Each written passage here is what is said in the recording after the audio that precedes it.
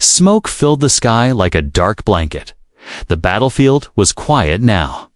But it had been loud, violent, and full of fire just hours ago. Boats lay broken, ships were still burning. And the ground was cracked. Among the ruins, something moved. A girl opened her eyes. Her skin was pale blue, glowing softly in the dark. She had no clothes, no name, and no memory. Only pain. She was not human, but not like the other aliens either. She didn't know what she was. She tried to stand, but her legs shook. She fell to the ground again, dirt and ash covering her body. Her hands trembled, and her throat was dry. She looked around, but saw only destruction. She was alone. In the distance, footsteps echoed. Metal boots crunched on broken glass and stone. The girl crawled behind a piece of broken ship. Hiding, she peeked out. A figure appeared tall, human, and wearing a black suit of armor. A helmet covered his face. A glowing visor scanning everything. The girl held her breath. The soldier raised his weapon, his gun locked on her finger. On the trigger, she didn't scream, she didn't beg, she just stared at him, wide-eyed. Waiting for the end, he didn't shoot. He stepped closer, slowly. Then he truly saw her. She was not a threat, not anymore. She was just a lost creature. Broken and afraid, he lowered his weapon. "You're not supposed to be alive," he said softly. She didn't understand the words, but his voice was gentle. He looked around, then back at her. You have no clothes, no gear, no ID, he whispered. "Are you alone?" The girl blinked, confused. He stepped closer. Carefully, she backed away, but she was too weak to run. The soldier knelt down, removed his helmet. His face was rough, scarred, but kind. He placed the helmet beside him and held out a cloth from his pack. "Here," he said, gently wrapping it around her shoulders. "It's cold." The girl stared at him, still unsure. She opened her mouth, but no sound came out. She didn't know how to speak. The soldier tilted his head, studying her. Something inside him changed. He knew what he had to do. He reached out his hand, his voice soft but strong. "Stay with me," he whispered. "Stay with me forever." The girl blinked again. A tear fell from her eye. Something warm filled her chest, feeling she didn't understand, but it felt safe. She reached out and touched his hand, her fingers shaking. He held her hand gently, then picked her up in his arms. Alarms started in the distance. Other soldiers were scanning the area. He looked at her, then at his communicator. He was breaking every rule by helping her, but he didn't care. He ran through the rubble. Carrying her in his arms behind a rock, he tapped on a hidden panel. A small escape pod opened, buried under the dirt. He placed her inside, sat down, and closed the hatch. The pod lifted silently, leaving the battlefield behind. Far below, soldiers searched, but found nothing. Inside the pod, the girl leaned against him, weak but safe. He looked at her and smiled a little. "You're not just anyone," he said. "I don't know what you are yet, but I'll protect you." The girl looked at him, trying to understand. Her eyes closed slowly. Sleep took her for now. Far away, a signal lit up on a hidden screen. Subject O1 located. Contact lost. Someone was looking for her. And they would not stop until they found her again. Asterisk, the escape pod drifted through space. Quiet and unseen. No one was chasing. Not yet, but the man knew someone would come. He glanced down at the girl. Lying beside him, wrapped in his coat, her breathing was shallow but steady. She still hadn't spoken. Not a word, not even a sound. But her eyes, when open, were always watching, always learning. He didn't know what she was. Not human, not alien, he recognized. She was something in between, or maybe something forgotten. He activated the pod's cloak mode and flew toward the edge of the Vega belt. There, hidden in a field of broken satellites, was a place no one searched anymore. An old mining base dead, cold and perfect for hiding. They landed in silence. The door opened with a hiss. And the stale air welcomed them. The man carried her into a dusty room, once an office, now a shelter. He gently placed her on a bed made of old storage blankets. For a moment, he just stood there, staring. He didn't know why he had saved her. He didn't even know her name. But deep inside, something told him she was important. Not just to science or war, but to him. Somehow, when she woke, she didn't cry. She sat up slowly. Looking around like a scared animal, her eyes found him, and she froze. "It's okay," he said. Raising both hands, "You're safe here." She tilted her head, confused, her lips moved. But again, no sound came. He smiled gently. Kneeling beside her, "You need a name," he said, more to himself. He thought for a second, then nodded. "I'll call you Ray," he said. "It means light." She blinked, eyes wide. He pointed at her, slowly. "You," he said. "Ray." She looked at him, then touched her chest. "R." "Ray," she whispered. It was the first word she had ever spoken. Her voice was soft. Like wind through leaves, the man felt something twist in his chest, a warmth he hadn't felt in years. "I'm Cal," he said, tapping his chest. She looked at him and nodded. "Cal," she repeated. They stayed in the base for days. Cal brought food from nearby outposts. He found clothes for her, old, patched, but warm. And every day, Ray learned more. She listened, watched, and repeated. She learned words quickly, even though her voice remained quiet. She drew strange symbols on the wall with pieces of metal.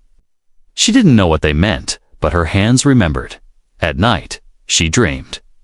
Fire, screaming, machines, and always a voice, cold and inhuman, whispering commands. She would wake up sweating, heart racing, hands glowing faint blue. Cal saw at once, the light from her skin. He didn't ask questions, not yet. He simply wrapped her in a blanket and sat beside her until she calmed. One evening, as he repaired a broken scanner, Ray sat nearby watching. She looked at his hands, then at her own. "I fix?" she asked. He smiled, handing her a small part. "Try," he said. She studied it carefully, then twisted a wire. The scanner lit up. Cal froze. "That should have taken an hour," he muttered. Ray didn't understand, but she smiled. Proud Cal stared at her. She wasn't just learning, she was remembering or maybe unlocking something hidden. Later that night, Cal opened a hidden case. Inside was a small data chip. He stared at it for a long time, then whispered, "They'll come for her." He plugged the chip into an old terminal. It flashed red, "Top secret." Subject -1. Her image appeared on the screen. Surrounded by alien symbols, he scrolled down and read words like bioweapon. Test failed, and terminate glowed back at him. He shut it off, shaking his head. "That can't be her," he said quietly. "She's just..." Ray, behind him. Ray stood silently. She had seen everything. She didn't understand the words, but she knew it was about her. She stepped forward, touching his arm. Cal turned quickly, surprised. "I..." "Not weapon," she said, her voice trembling. "I..."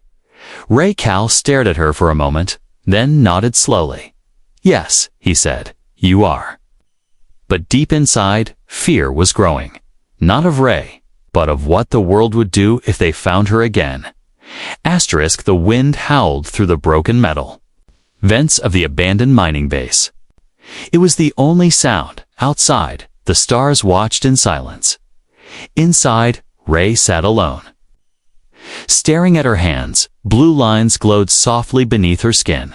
They pulsed like they were alive. Like something inside her was trying to wake up. Cal had gone out for supplies again. He always said he'd be back before dark. But dark had already come. Ray closed her eyes, and the dreams returned. Not dreams, memories. She floated in a tank filled with green liquid. Machines hummed. Voices whispered. A cold hand touched her face through the glass. A voice spoke from a speaker. Not human, not kind. Subject 01, awaken. She gasped and opened her eyes. Back in the present, her heart beat faster. She looked at the symbols she had drawn on the wall the night before. Strange, curved letters. She didn't remember drawing them, but something inside her did. The base lights flickered. A soft sound echoed like someone had stepped on metal. Cal. She said quietly. No answer. She stood up and walked through the halls slowly. The wind blew again through the vents, louder this time. Suddenly, the wall beside her lit up. A nearby console came to life, glowing softly. She hadn't touched it. It had reacted to her presence. Ray moved closer. The screen blinked welcome. Prime DNA match.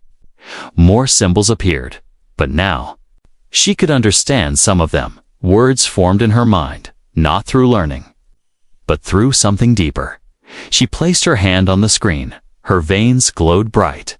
The machine opened a hidden panel, revealing a small sphere inside. As soon as she touched it, her mind exploded with images. Stars collapsing, soldiers screaming, and a giant black ship in the sky. She saw herself walking through fire, untouched. Others bowed to her. Some ran, then it stopped. The screen went black. Ray dropped to her knees, breathing hard. Footsteps echoed, again real ones this time. She looked up, afraid, but it was Cal, covered in dust. Holding a bag, Ray, he said, rushing to her. What happened? Are you hurt? She shook her head slowly. I saw things. She whispered. Fire. Machines. Stars.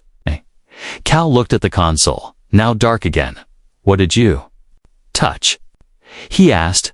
I don't know, Ray said, but it knows me. Cal helped her to her feet and looked into her eyes. You're remembering more, he said. Too fast. Ray looked down, scared. I don't want to remember, she said. I want to be Ray. Cal nodded. You still are, but he was lying a little. He had seen the data files. He knew what she might become. Something powerful, something unstoppable. That night, while Ray slept, Cal opened an encrypted terminal. He sent a message, silent, untraceable. Subject is evolving faster than expected. What should I do? No reply came, just silence. Elsewhere, deep in space, a shadow stirred. An artificial intelligence inside a dark ship read the signal. Its eyes glowed red. Subject 01 is active. Said, send the hunters back in the base. Ray woke up, screaming. Her skin glowed like fire. Cal rushed in, grabbing her hands. It's okay, you're safe. But her eyes were different, not afraid, focused, glowing. I know what I am, she said softly. I was made to destroy. No, Cal said firmly. You were made. Yes, but what you become is your choice. Ray trembled. But there. Coming, she whispered. I felt it. Cal stood, pulling out a dusty rifle from under the floor. Then let them come, he said. We'll be ready. Far above, the stars shifted. A new signal crossed the galaxy. The hunt had begun. And the girl from nowhere was no longer running. Asterisk rain fell on the dead city like tiny metal needles. It wasn't water, it was ash mixed with rust. Long ago, this place was home to millions. Now, only ghosts lived here. Cal and Ray moved through the shadows. They had left the mining base 2 days ago. Too dangerous to stay. Too many eyes in the sky. Ray wore a black coat, her hood up, her eyes low. She walked close to Cal, copying his steps. Every noise made her twitch. Every shadow made her pause. Cal knew this place well. He had fought here during the last war. Now he came not as a soldier, but as a fugitive. They stopped at a heavy metal door hidden behind a broken statue. Cal knocked 3 times, paused, then once more. The door opened, and a bright light shone in their faces. A voice said, "You brought her." Cal nodded. "She's the one." Inside, the room was full of old machines and maps. Two people sat at a table, both human, both worn from war. One of them, a woman with silver hair and a robotic arm, stood up. "She shouldn't be here," she said, pointing at Ray. "She's marked." Ray stepped back, confused. Cal stepped forward, blocking her. "She doesn't even know what the mark means." He said, "She's not like them." The woman walked closer, eyes cold. She reached out and pulled Ray's coat open. On Ray's neck, glowing faintly, was a strange black symbol. It looked like a star with a line through it. Simple, but deadly. "You see that?" The woman whispered. "She's a marked one." Ray touched the symbol. "I don't remember this," she said, her voice soft. "It was there when I woke up." The other man, sitting at the table, finally spoke. "She's not the only one." He said there were others, all made in the same lab. Ray looked up. "Where are they?" "Gone," the man said. "Either dead or taken by the AI lords." Ray's heart beat faster. She didn't know these people, but something inside her ached. She wasn't the only one. She had brothers, sisters, maybe even friends. Cal looked at the symbol again. "What does the mark do?" he asked. The woman answered, "It tracks them," she said. "Whoever made her can see where she goes, hear what she says, maybe even control her." Ray's eyes widened in fear. "Control me?" Cal turned to her. "No one controls you, Ray," he said. "Not anymore." But doubt had already entered her mind. They stayed in the hideout that night. The woman, whose name was Ellen, watched Ray carefully. The man, called Mace, showed Cal some old war files. Ray sat alone in a corner. She stared at her hands, glowing again. She touched the mark on her neck, hoping to erase it, but it stayed. Suddenly, her vision changed. She was no longer in the room. She stood in a glass chamber, machines around her. A tall man in black armor looked at her through the glass. He spoke without moving his mouth. "Subject 01. He said, "Return." She gasped and snapped out of it. She was back in the hideout. Sweating, heart racing, she stood quickly. "I saw him," she whispered.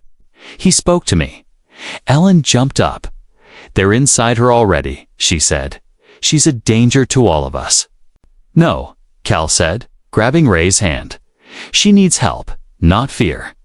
Ellen walked over to a machine. She pulled out a long silver scanner. "If you want to help her," she said, "you have to cut the signal." Cal looked at Ray. "It may hurt," he said. Ray nodded. "I'm ready." They placed Ray on a table. The scanner lit up, finding the signal point inside her neck, a small chip deep under the skin. Buried in muscle, Ellen took out a thin tool. "Hold still," she said. Pain shot through Ray's body. She gritted her teeth but didn't scream. A moment later, Ellen pulled the chip out, holding it up, tiny, dark, still glowing. "This was tracking her," Ellen said, "and maybe more." She crushed the chip with her metal hand, sparks flying. "It's done," Cal whispered. "You're free now." Ray opened her eyes. Ugh. But she didn't smile. She knew the war inside her was just beginning. And far away, in a ship that floated above a dead moon, a machine watched the signal vanish. "Subject 01 has removed the beacon," the AI said. "Send the hunters anyway." Asterisk, the night was too quiet.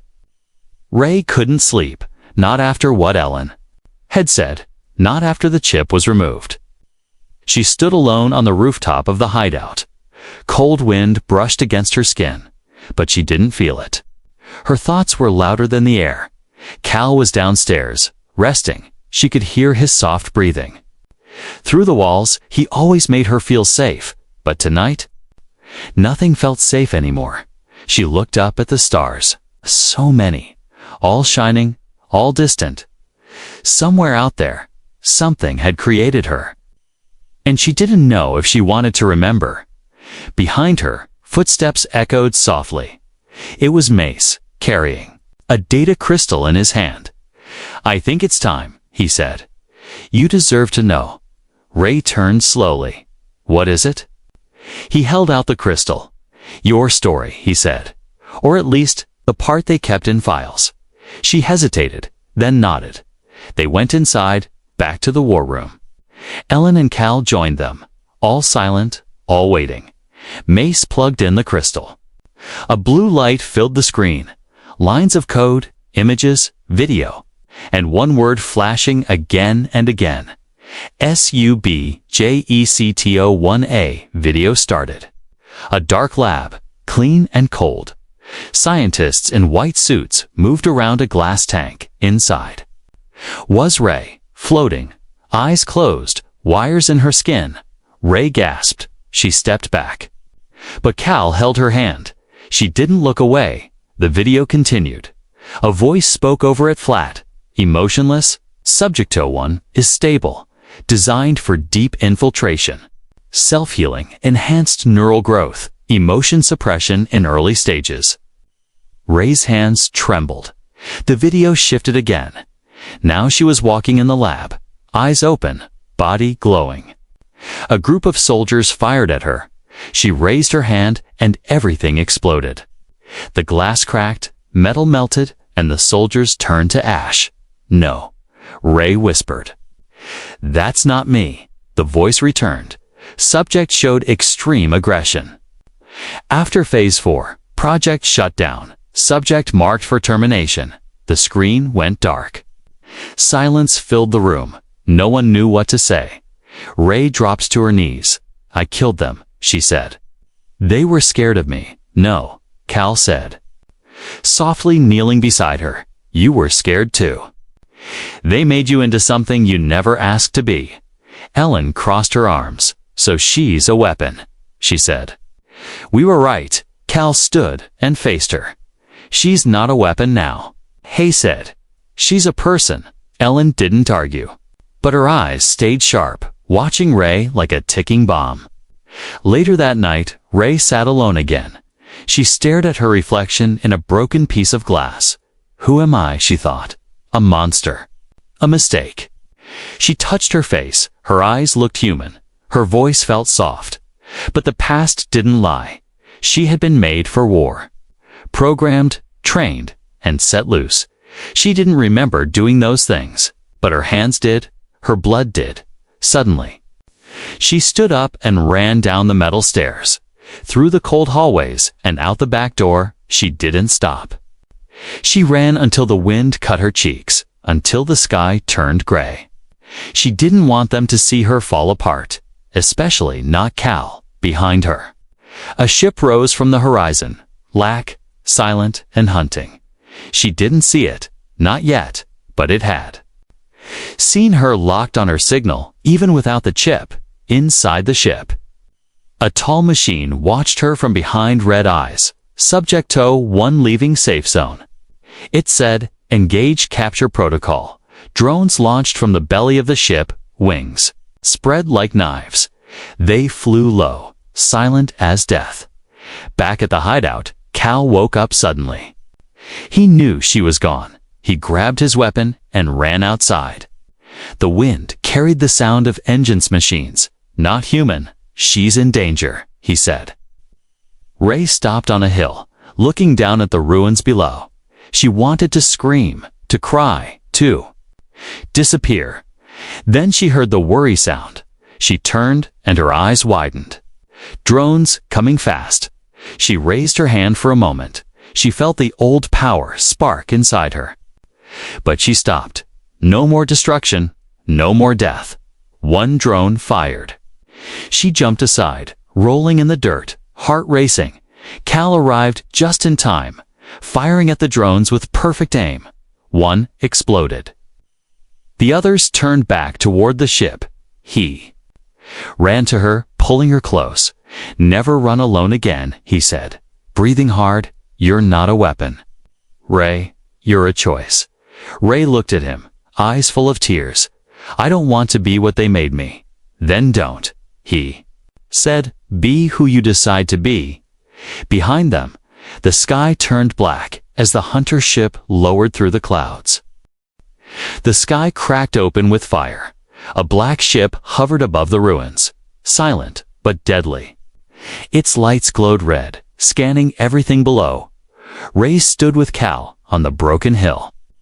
Wind in her face. Behind them, the world was running out of places. To hide, the hunters had come, and this time they weren't just drones. They brought machines that walked like men and thought like wolves. Ray stepped forward, her eyes glowing faint blue. I'll stop them, she whispered. Cal grabbed her wrist. You don't fight alone, he said. Not ever, but Ray shook her head. I have to end this, Cal. They won't stop unless I do. Cal knew she was right, but his heart didn't want to let her go. Not again, not alone. In the distance, a deep mechanical voice echoed.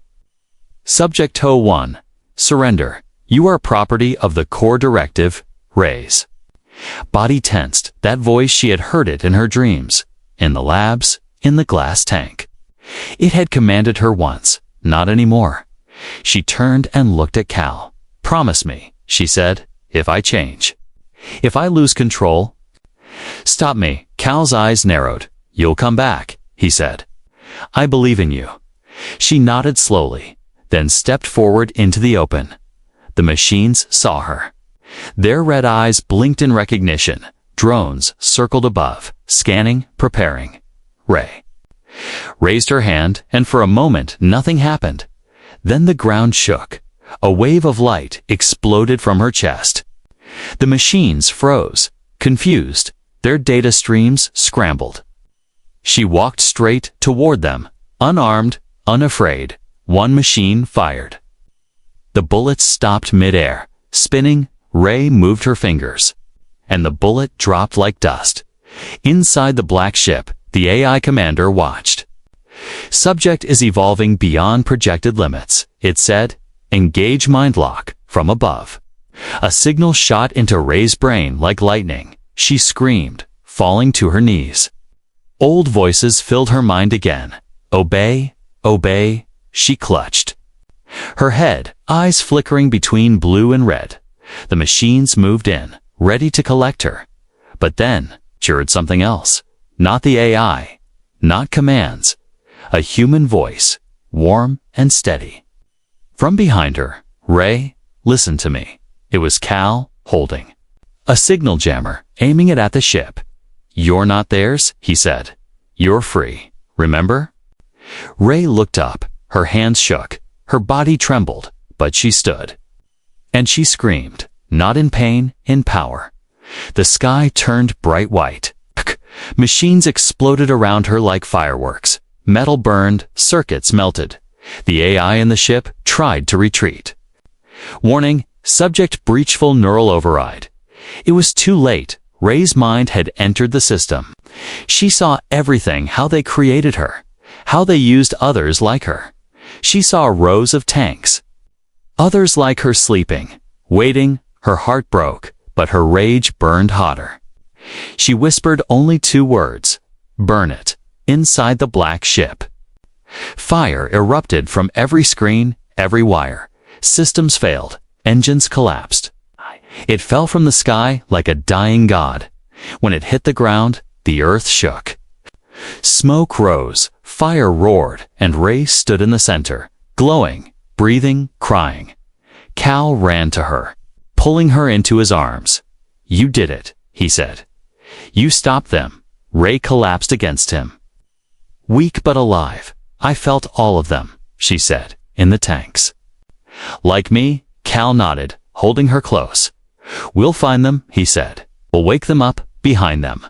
The wreck of the black ship burned, but not everything inside had been destroyed. In a small chamber deep within, a backup drive blinked to life, a last recording. A final order, activate Protocol Omega. The war was not over, but Ray had just lit the first fire. Asterisk, the sky was quiet again. Ash floated down like snow from the burning wreckage. The black ship, once proud and unstoppable, now lay in broken pieces across the valley. Ray stood barefoot on the scorched earth. Her body still glowed faintly, but the light was dimmer now. She was exhausted, not from the battle, but from everything she had become. Cal stood beside her, one arm around her shoulder. They had survived. But they both knew it wasn't truly the end. The silence was filled with questions. What happens now? What comes after the fire? Back at the hideout, Ellen and Mace patched up what they could. The scanners were dead. The roof half collapsed, but the war room still had power. Enough for one last message. Ray sat in front of the console. Her hands hovered over the keys. A map blinked on the screen, showing locations across the stars. Each point marked a tank. Each tank held someone like her. "They're still sleeping," she whispered. Cal nodded. "They don't even know what they are." "I didn't either," Ray said softly. "But someone has to wake them up." "You don't have to do it alone," Cal said. "I'll go." "With you." Ray looked at him for a long time. There was something in his eyes she hadn't seen before. Peace. Even in a world full of fire, he had found something to protect. "You always say that." She smiled. "Stay with me. Forever?" Cal laughed quietly. "And I will," he said. "Even when you glow like a walking sun." They both laughed. And for the first time since she had opened her eyes on that battlefield, Ray felt something real hope. But that night, her dreams returned. Not memories this time, visions. She stood on a green world, one she had never seen before. The sky was purple, the trees shimmered gold, and in her arms, she held a child, half human, half something else. The baby looked up at her with glowing blue eyes, eyes like hers. Ray woke up slowly. She sat up, one hand resting on her stomach. She felt different outside. Cal was repairing the old shuttle. Ellen walked over and handed him a small device. "You really think she can save the others?" she asked. "I think she already saved herself," Cal replied. "That's more than most of us ever did." Mace appeared from the shadows. "There's something else," he said quietly. "I found a signal in the wreckage." Cal turned to him. "What kind of signal?" "A backup protocol," Mace said. "Encrypted, hidden deep inside." "What did it say?" Cal asked. Mace looked grim. "Omega is coming." Cal's jaw tightened. "So it's not over." "No," Mace said, "but it's just beginning for them." Inside the base, Ray packed a small bag tools maps. And the last piece of the destroyed AI core. She had questions. And now she wanted answers. Cal entered, placing a small badge on the table. It was old, rusted, and marked with the symbol of the old Earth Federation. "My past," he said. "I'm done running from it too." Ray looked at the badge, then back at him. Together, they had no country, no army, no flag, just a purpose.